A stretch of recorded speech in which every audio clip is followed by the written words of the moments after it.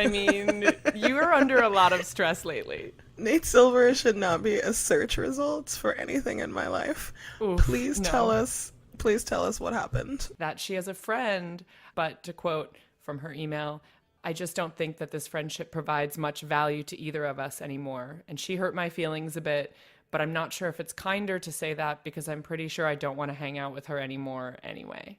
This whole thing is just fascinating to me because I think that friend breakups are just as painful as real breakups. Oh my God, or worse. And so much more complicated on a million more levels, right? When you break up with someone that you're dating, you can kind of leave a lot of that life behind. And then when you break up with a friend, like, there are like different politics that come with that.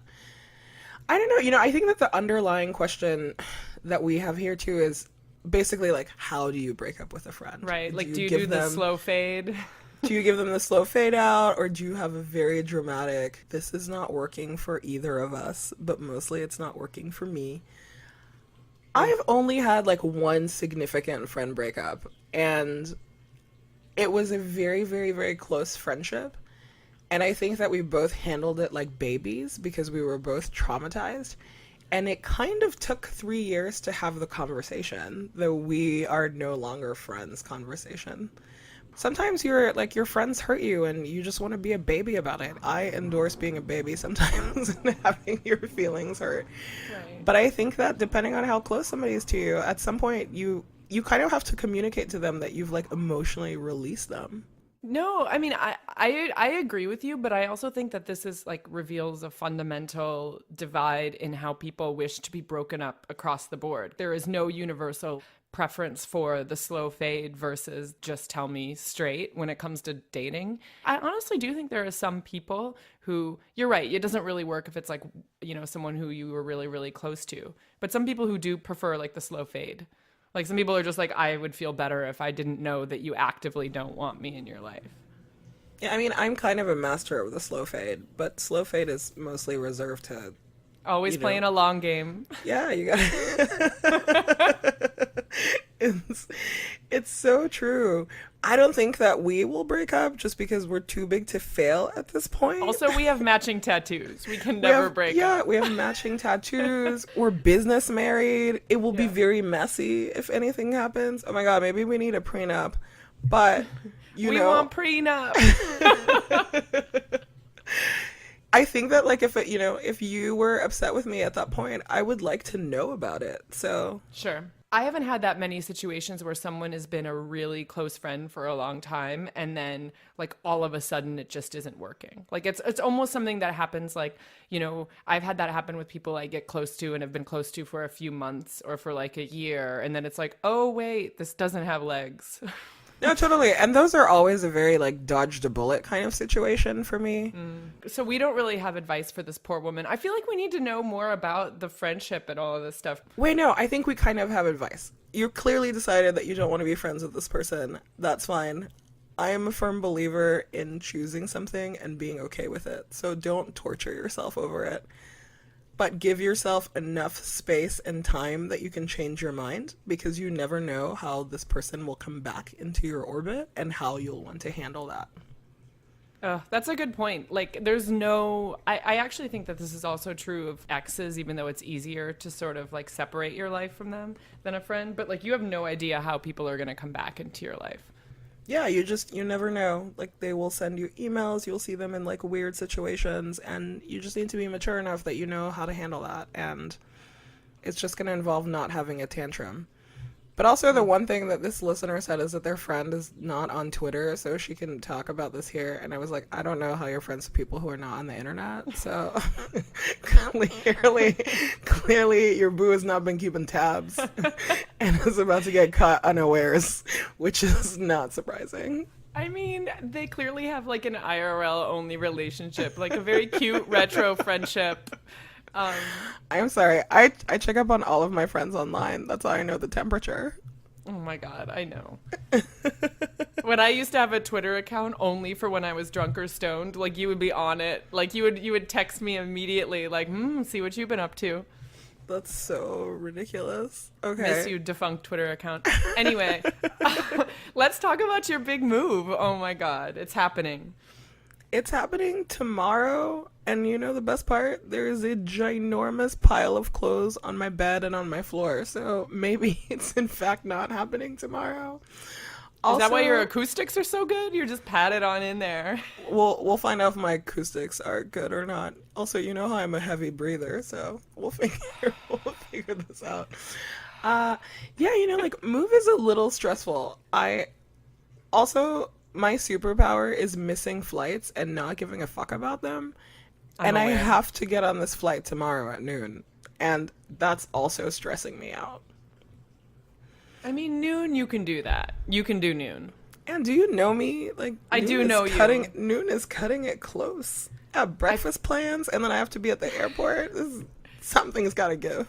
I thought confidence would really be what you needed in that moment, but you're right. I'm worried.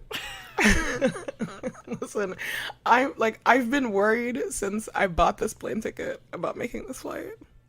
Okay, so what are you excited about in terms of being a resident of the Best Coast? Silence. I am excited about. No! Here's the thing.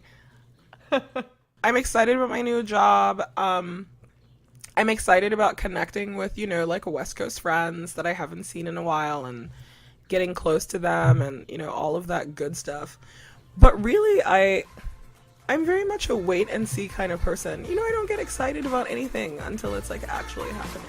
So the answer is nothing. The answer is TBT.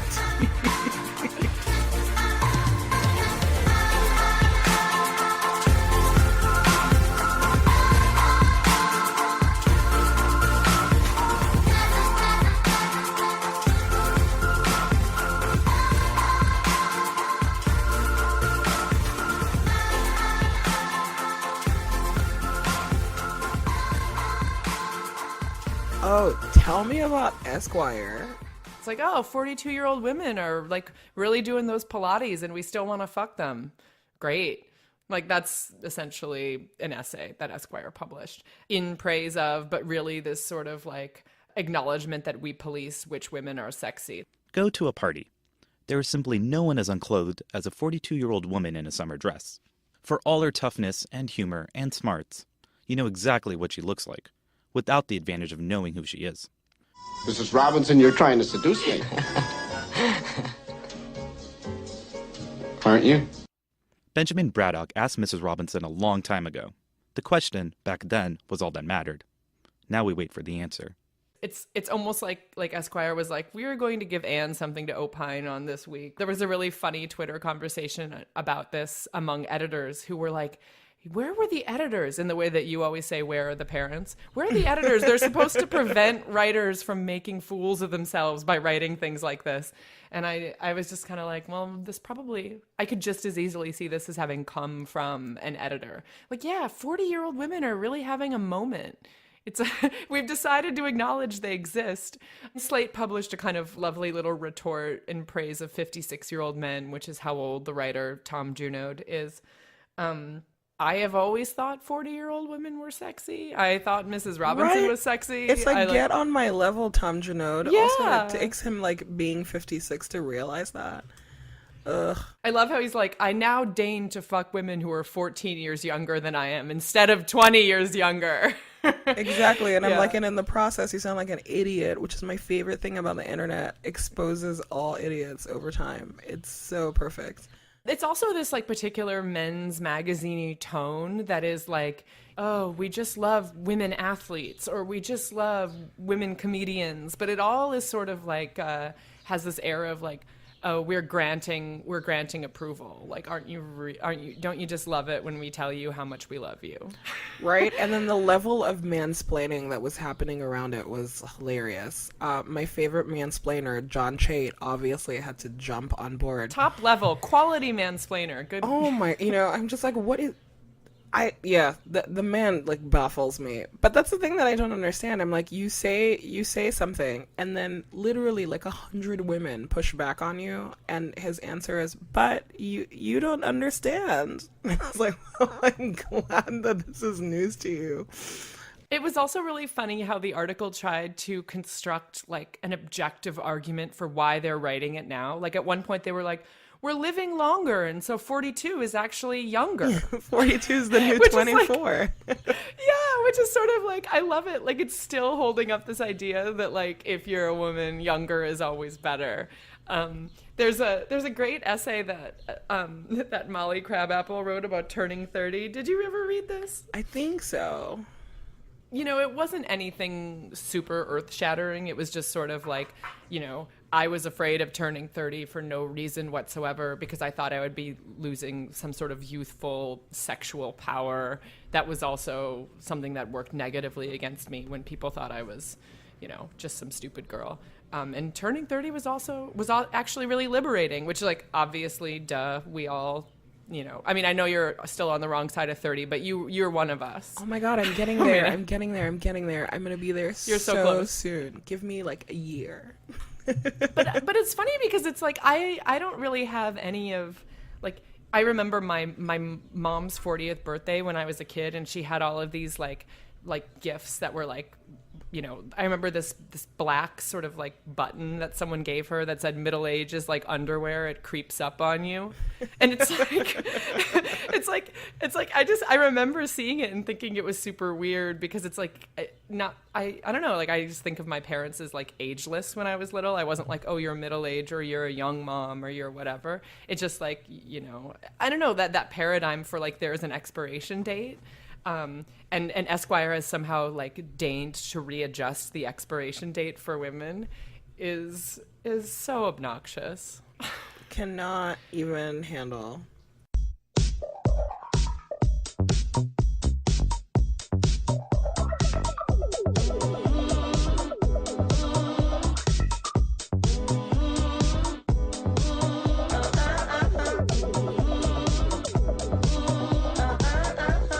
So, I heard that you have a lot of feelings about the potato salad Kickstarter. This is funny to me. I think that crowdfunding is bullshit. So, I think potato salad guy is the hero of our like times.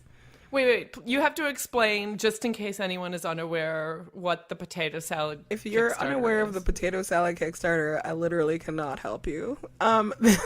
Just kidding. Danger Brown started I love the name. Danger Brown. He's talking about cooking potato salad. I don't know. But he started a Kickstarter campaign to raise $10 to make potato salad, crowdsourcing his bill to the internet.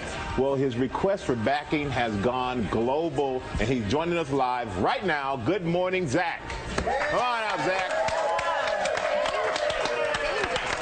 Danger. When I first heard about this yesterday, I kept shaking. This is crazy. This is crazy. Yeah. Do you keep making potato salad?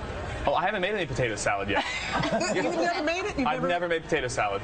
And that was the whole So, I mean, Yeah. Is this where the name Danger comes from? I've never made You know, on the potato contrary, salad. I'm pretty risk averse. So I thought I'll go to Kickstarter, I'll ask for $10 to make potato salad, and so what the rest is history. Do you have to send some of this potato salad to those countries, to those people who try it? Yeah, so we've offered a bite to anybody who gave at least $3. And the way that we're going to handle that, we're having a giant party in Columbus, Ohio. The entire internet is invited. Yeah. Well, you know what? You guys can come too. danger. Yeah, genius. So the other Kickstarter related thing that happened was an exchange that I saw this week. Someone who was really upset at a filmmaker whose Kickstarter campaign he had donated to, and then the film never was released. Like, this was like years ago. And it is true, there's like no, I mean, I know this is separate from the potato salad issue, but like there really is no accountability whatsoever with Kickstarter. When you give somebody money who doesn't have a fiduciary duty to you, I just never trust that they're going to deliver. It's like a new way of doing stunts. You know, and I say this as someone who like has effectively used it. You know, when all of my coworkers and I were fired, we kickstarted a single issue of a magazine that we had no intention of continuing, and that was generally financially not feasible. At the end of the day, it was like a fun project and a great publicity stunt, but it was not anything more than that. Yeah, it really was. You know, for me, those are kind of the only Kickstarters that I'll donate money to. So if they're friend related and like friends that I actually like, so that was true of you and your crew.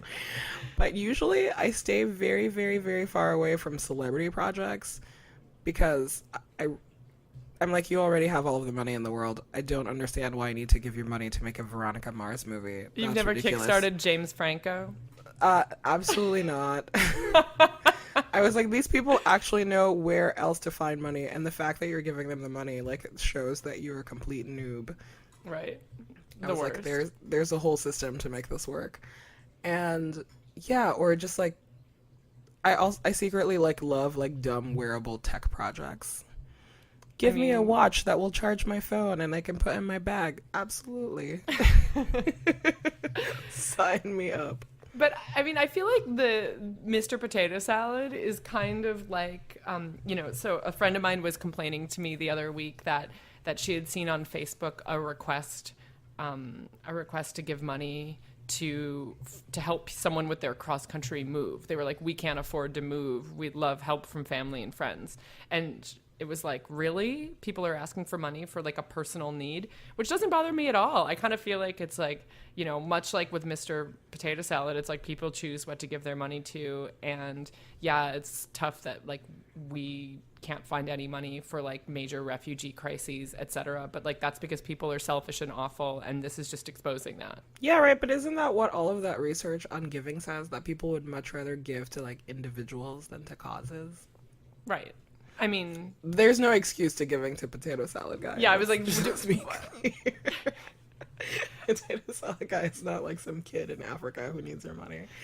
But I support him. Also, good luck to him because his tax burden is going to be something like $25,000. Oh my God, no one is crunching Potato Salad Man's tax numbers. Get an accountant on it.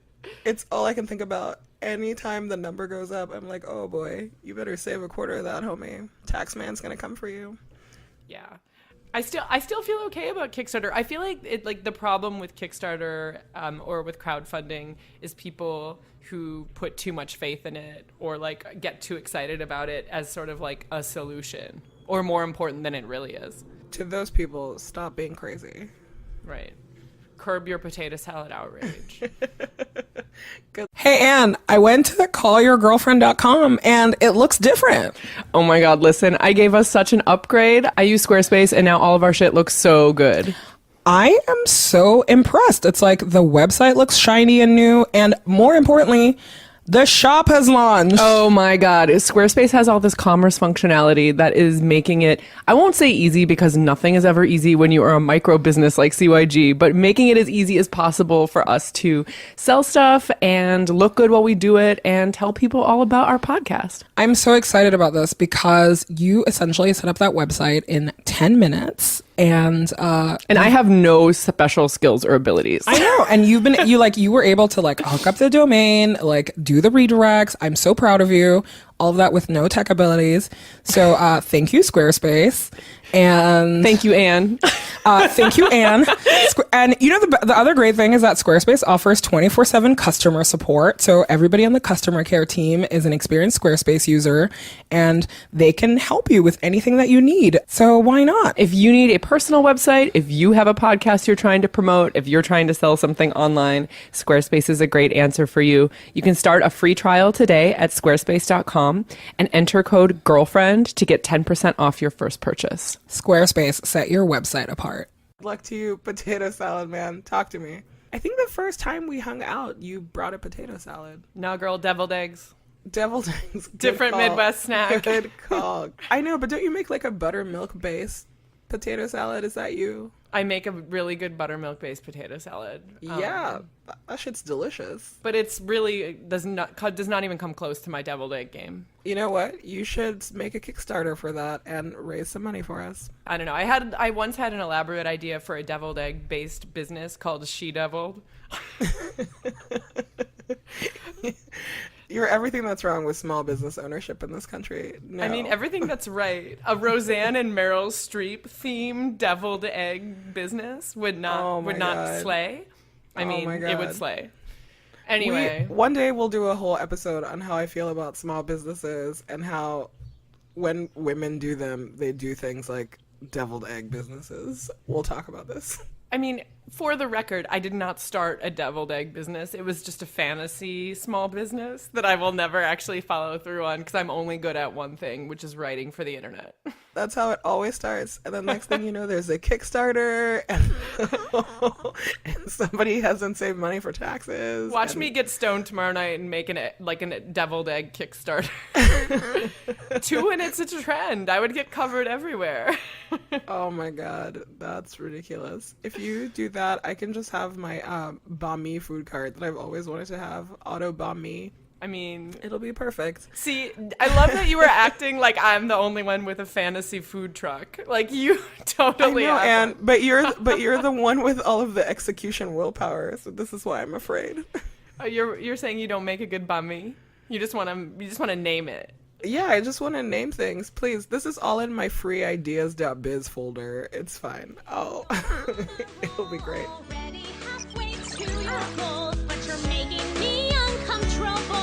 And I already donated to your Kickstarter. I already donated to your Kickstarter. I already donated to your Kickstarter. I already donated to your Kickstarter. I already donated. Hey, so funny story. Somebody made a LeBron joke to me, and I was going through my email looking for it, so I obviously searched for LeBron James, and the first thing that popped up was your newsletter, and I don't know why it made me laugh so hard, because I was like, oh, Anne Friedman is reading about LeBron James. Like, there few things are funnier to me than that. Because it was journo nerdy, that's why I was reading. There was this. I know, but that's what I realized. I was like, what? First I thought it was like some sort of mistake, and then I read the story that you linked to in the newsletter, which was really, really good. No, it was great. So the story is that Nike paid a journalist for Port magazine, I believe, this in-depth LeBron James profile, and then when they read it, freaked out and didn't want it published and tried to get the writer to agree to not publish it anywhere, and then Deadspin published it this week, and it is fascinating. I mean, it's fascinating. It's pretty funny because the man who wrote it, I guess, is some sort of novelist. Sorry, I'm unclear who he is. But he was very much like, I don't understand why Nike has a problem with this profile. And I'm like, you make Nike sound crazy, which, let's be fair, Nike is crazy. And LeBron is boring, which is, it's his fault and kind of not. He's answered every question he's supposed to answer. Right. But I thought the whole angle on it was really funny. So, I have one LeBron story in that this agency that I worked at, he paired up with to do a campaign for high school dropouts, which is funny because I don't think LeBron finished high school. LOL. Yeah, he's like, don't do what I did, kids. Yeah, I'm he's just like, super don't drop successful. out and become a bazillionaire. Like, stay in school. And literally, we had something like 7 rounds of meetings for like one tweet that I wrote with like all of LeBron's marketing people. Granted, these were not Nike people. They were like actual, I believe they call themselves Team LeBron. Oh my And let me tell you how crazy bananas Team LeBron is. The fact that you need more than one person, I believe it was like 10 people, on multiple calls to screen one tweet that did nothing for high school dropouts. The rate is still astonishing. I remember the tweet got like really low engagement. But that was kind of my first foray into how managed celebrities are, and how there's so many barriers to get to them. And honestly, a lot of them are really ridiculous, which a lot of that comes out in that Deadspin story, right? Right. And how they won't let him get close to him at the Nike store to shop for shirts or talk to him at the bar. I was like, yeah, this is banned celebrity profiles. Since I have to ask, I wouldn't be doing my podcast journalistic duties if I didn't ask. How do you feel about LeBron going back to Cleveland, Anne? I mean, this is like, you're putting me on the spot for not knowing anything about, like, I mean, I do know that the Cleveland team is called the Cavaliers. That's right. Good. Right? Yes, that's exactly what they're called. I don't know. I mean, it's okay. It's mostly because I feel like we've never talked about this. A couple of years ago, when LeBron basically LeBron needs to hire us for PR because he has the worst PR. I think that this is my takeaway from the last week and just the last couple of years of watching him. I was like, please hire the girls from Call Your Girlfriend. We'll fix your life. Basically, the best way to my heart is by quoting his press conference when he left the Cavs the first time to go to Miami. And he very contritely tells the country, he's like, I'm taking my talents to South Beach. And that's maybe the number one way into my heart is to quote that back to me. The answer to the question everybody wants to know. LeBron, what's your decision? In this fall, man, this is very tough. In this fall, I'm going to take my talents to South Beach and join the Miami Heat. Miami Heat. That was the conclusion you woke up with this morning. That was the conclusion I woke up with this morning. I feel like that's what you should say before you step on the airplane to leave New York. Just like, I mean, taking my talents to that's South all I've been Beach. taking all week. I'm like, I'm taking my talents to Silicon Valley. South Beach should be so lucky. We should go to Miami sometime. I've never been. So I went to Miami this year for the first time and I loved it. I can't believe nobody had told me about Miami. Miami is great. It's like real America, but it has a real scene. And the weather is nice, and Pitbull is from there. I mean, even with desirable wombs, let's just put it that way, who like being pregnant, because like they interviewed a bunch of them who were like, I'm into it, can be paid thousands and thousands of dollars by couples mostly from other countries. This is what the article focused on, particularly gay couples from other parts of the world who want kids to be sort of implanted with an egg that like has some genetic material from the couples and give birth to it and hand it over, which creates all these problems then because the baby has an American birth certificate and may or may not be biologically related to one or both of the parents. And so then when they take the kid back home trying to get, this kid a Portuguese passport or whatever proves really difficult. They're like, did you not just steal this baby from some American woman? But one of the things that's really interesting is that the women who are surrogates are not the ones who are more likely to back out. Like it's the couple who's paying her to grow them a baby who are more likely to back out.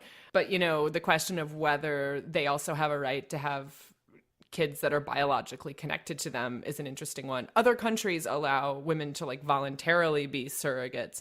But if you believe that everyone has a right to have like a biologically related child, then you kind of have to believe in paid legal surrogacy. It was a real a thing I could not get my head around, and I can't figure out how I feel about it.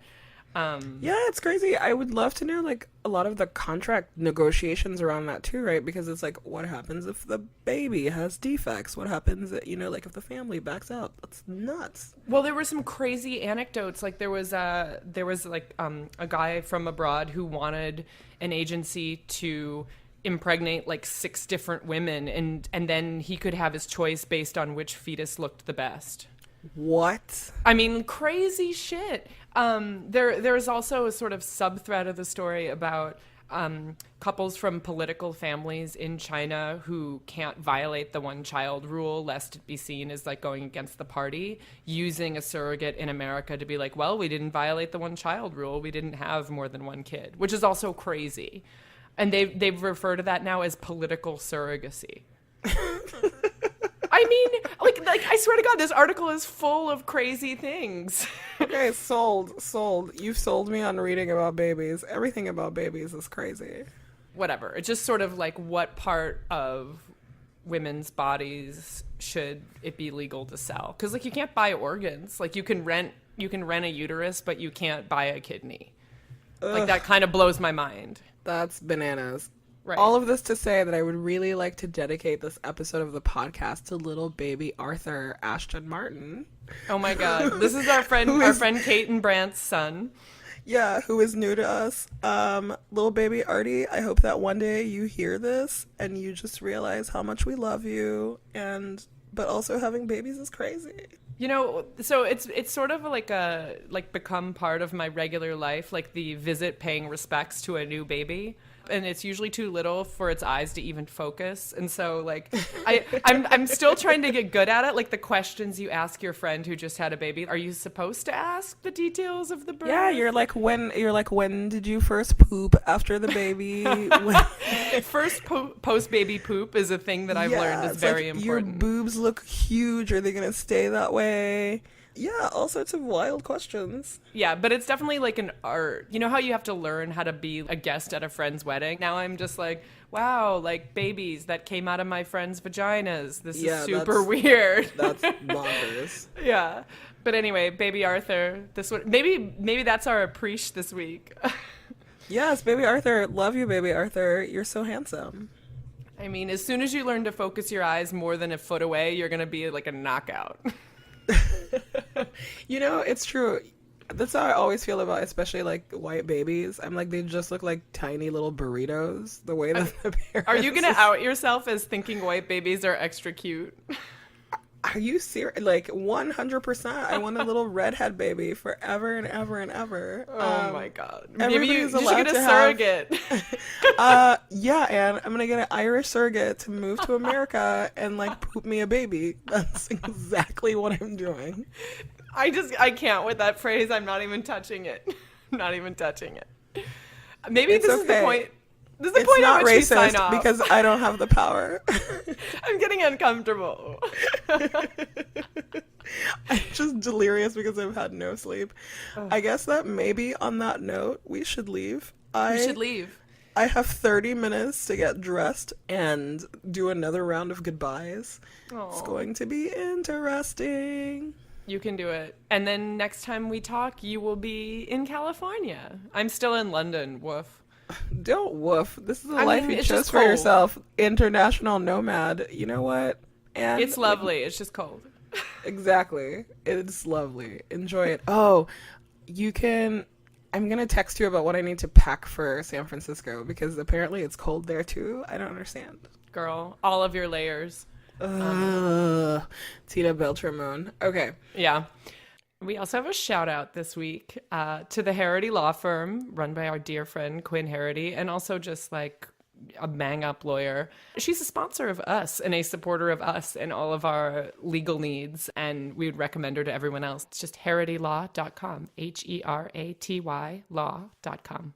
It's a very Shine Theory sort of thing. Oh, we should do our rundown here. You can follow us on Twitter at CallYRGF, Call Your Girlfriend. We're at callyourgirlfriend.com, and you can subscribe on iTunes. Yeah, and tweet at us your questions or anything you want. Or agenda suggestions. We answer all that stuff. Yeah, we try to. Highly responsive. I love you forever. I will talk to you soon. I'll see you on the internet. Tina, enough already. Come on.